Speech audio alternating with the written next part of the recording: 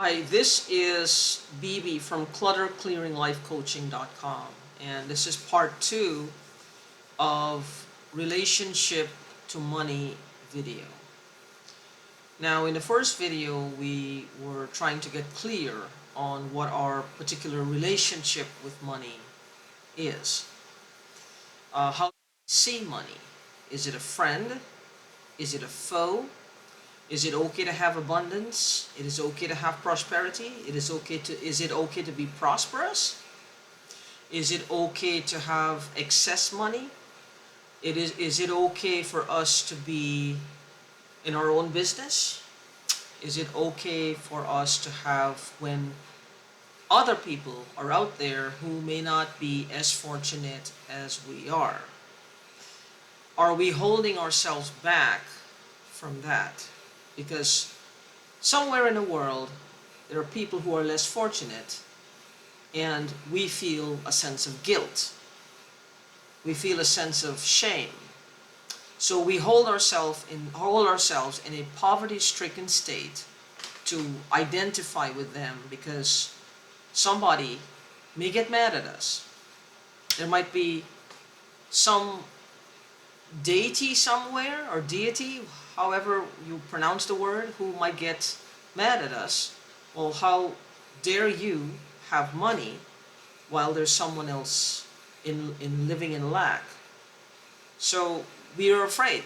There's lots of fears that comes up when you think of money and scarcity and lack of money. Uh, that's a very prevalent fear in lots of people these days, is the fear of there's people who are less fortunate, so it's not okay to have more. It's not okay to be rich. It's not okay to be prosperous. You should take all of your money and give it away to the poor. And that's okay to do. That's okay to do. But what is more appropriate, I believe, this is just me, is to share what you have without leaving yourself broke and broken. Is to give of what you have, of what you can give. And if you feel, well, if I'm only giving what I can give, then it still feels like something is wrong because I could give more and maybe I'm just being too miserly to give more. If you want to give more, then feel free to give more. But what I don't believe is that it's okay for you to leave yourself broke and broken and without. Because if you are allowing the currency of abundance to flow through you, if you are allowing the currency of prosperity to flow through you, if you are allowing the currency of money to flow through you, then let it flow through freely so that you will always have an abundance to share with someone else, or a community, or a group of people, or someone in need. So we're looking at part of this is the flow of abundance. Because abundance is like a stream. Imagine, if you will, that there's a stream that's running, and it will never have less than. You could take a thimble and get a thimble full of money, or prosperity, or abundance, or clients, or you can take the biggest receptacle you can find. Take a garbage can or a barrel and dip, and it fills right back up. Abundance is actually free. Why is abundance free? Because abundance is a feeling. The feeling of abundance. Some people feel abundance when they have $10 million in the bank. Some people feel abundance or abundant when they have $10 in their pocket. It's the feeling, the vibration of money, the vibration of the currency, the feeling of satisfaction, the feeling of having money, instead of feeling that craving, that longing, that scarcity, and that lack. Feeling the absence of it. And the universe will pick up on that vibration. And what's going to happen, it will have no choice but to bring you more opportunities to get another $10, and then another $10, and then another $10. Well, that veers off into a different problem if you're unwilling to do what is necessary to get it. Because sometimes we are. But we're dealing now with the flow of abundance, the flow of currency, the flow of prosperity, and the feeling of being abundant overall. So, what again is your relationship to money? What is your relationship to poverty? Have you ever thought of that? How do you feel about poverty? Do you think it's okay for people to live in poverty? Do you think it feels good for poverty? Because a lot of people focus on abundance, but not a lot of people focus on the energy of poverty. That is scarcity and lack, of not having. Because I was thinking about this earlier, before I made the video. And I was thinking that the area of poverty has not been explored a lot. It should be explored and then dropped briefly.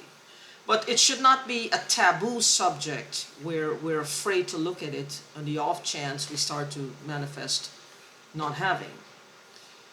The key is to not be afraid of negativity, not be afraid of the poverty. You see it, you acknowledge it, but you don't draw it into your life because you have that feeling of abundance. You are of an abundant mindset. You are of an abundant you have an exhilaration because you know that there's more money. There's so much money in the world. There's lots and lots of money.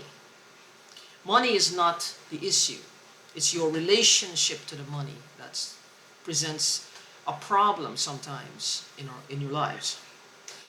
Relationship in the sense of how do you treat money? How do you see money? How much value do you put to money? Do you value money more than yourself? Do you value money more than your family? Do you value money more than people?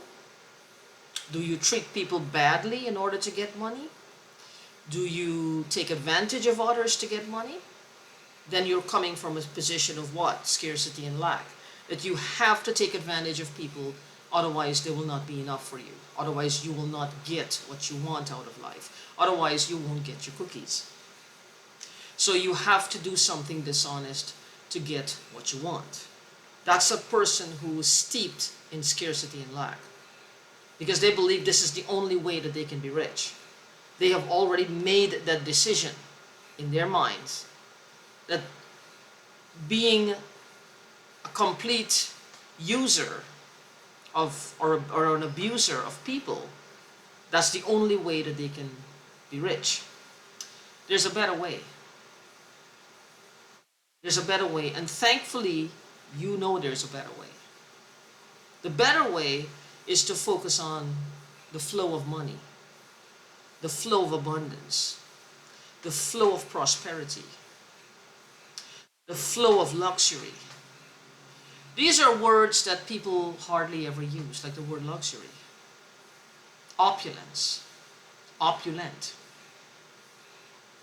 But it's there in abundance. Is it okay for somebody to have a private jet while someone in India or Africa just has a bicycle that he's being held together by duct tape? Well, it's not. But you have to remember something. Abundance, again, is a feeling of being abundant. Having enough to the point of having more than enough. These people in these villages that you see on TV, and people love to portray them. They use them, I think, in a way.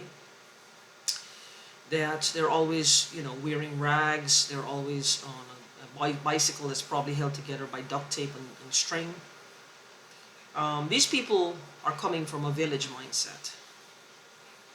All they know is that village life. Their awareness has not been expanded to what is possible for them.